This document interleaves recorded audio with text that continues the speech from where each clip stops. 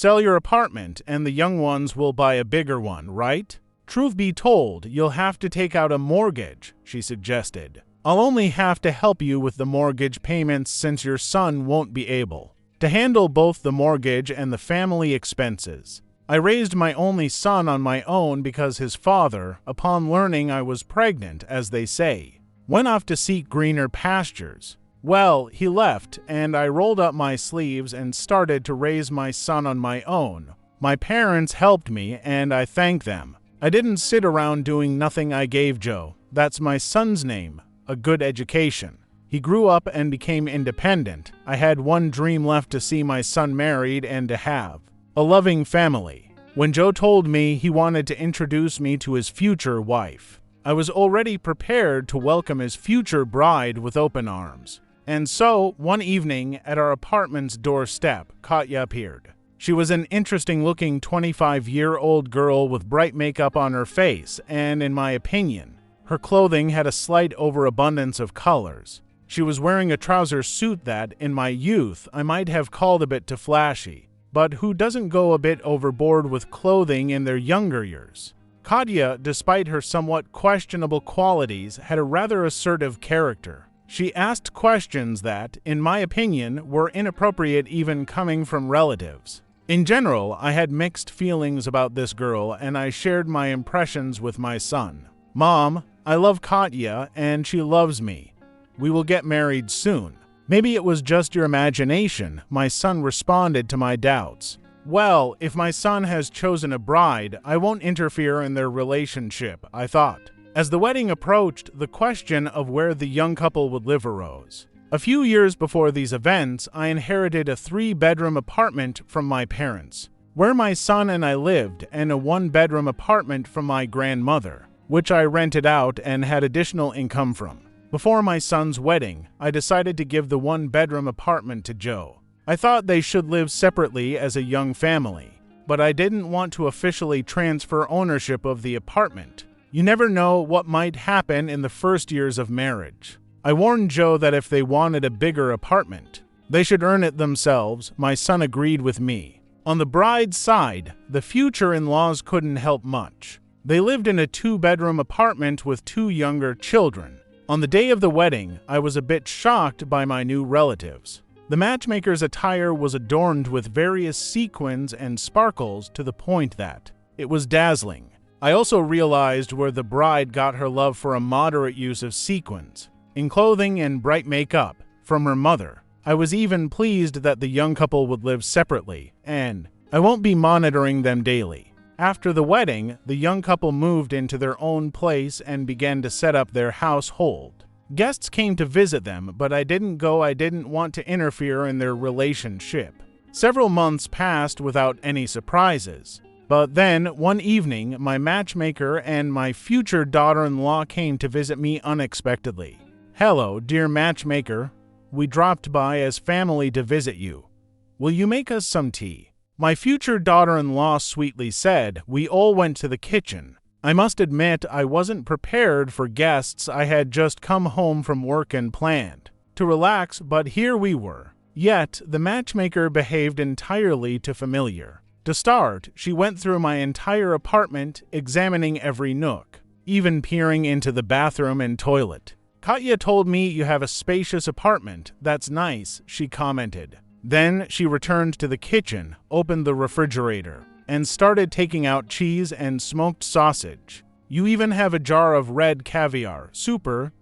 We'll make some sandwiches now. I'm so hungry. She said it with an air of entitlement. This situation began to irritate me. Finally, the family sat down across from me, all devouring sandwiches with sausage and cheese. The matchmaker launched into her conversation. I came here to talk to you honestly as family. Our children live in a 1-bedroom apartment, and if they have a child, it'll be cramped. We need to plan ahead. I propose the following. We should sell this 1-bedroom apartment and let the young couple buy a 2-bedroom apartment with a mortgage. But they will need help with the monthly payments. We need to calculate everything precisely. That's why we came here as guests, to find out how much financial assistance you can provide for the mortgage, because your son won't be able to handle the family expenses. The mortgage. The matchmaker stopped chewing and stared at me. I couldn't find a response to such a generous offer, but I could pose a counter question: how much money are you planning to allocate to the young family for the mortgage? I asked the matchmaker, "What are you talking about? You know that I have 2 more children to support. We can't help in this situation. But you're single and you're working. You can easily handle the mortgage payments to help the children." She waved her hands at me. "What about your daughter? What does she plan to do? If I understand correctly, you expect me to sell my own apartment and then I, along with my son, will pay for the mortgage." I'll repeat my question: isn't your daughter going to participate in this life celebration? I asked. Well, Katya works as a beauty salon administrator. Almost her entire salary goes into maintaining her beauty as her job requires it.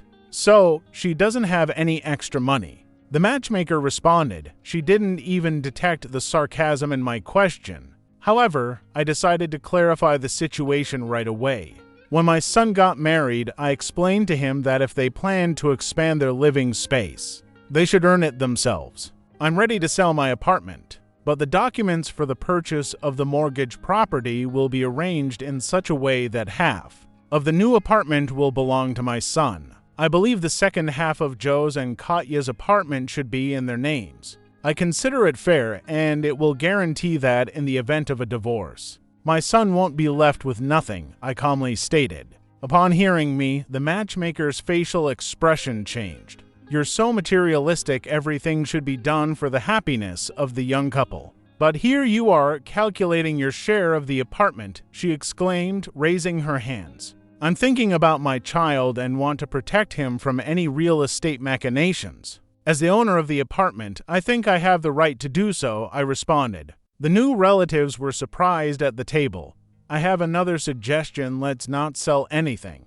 Just switch apartments. The young couple can move in here, and you can move into a 1-bedroom apartment. You have so much space all to yourself, and 1-bedroom apartments are more than enough. Katya's sister will move into the apartment, and she's just finishing school. It will be convenient for everyone, the matchmaker proposed. The audacity of her suggestions even started to amuse me. This person seemed to live in her own reality where it was easy to dispose of property without even asking the owner if they wanted it.